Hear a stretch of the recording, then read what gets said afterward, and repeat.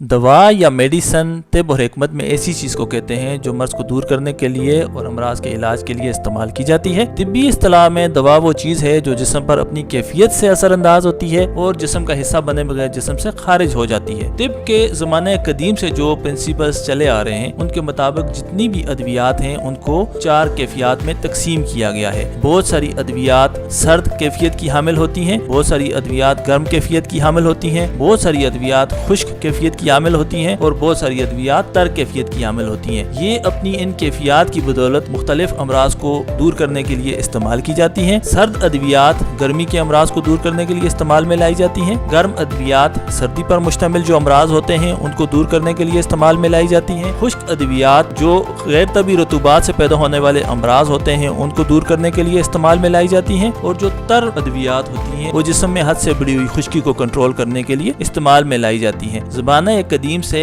इन्हीं बुनियादी तिब्बी उसूलों की बुनियाद पर कुदरती अद्वियात को इस्तेमाल में लाया जाता है और ये अपनी कैफियत से उन अमराज को दूर करती हैं।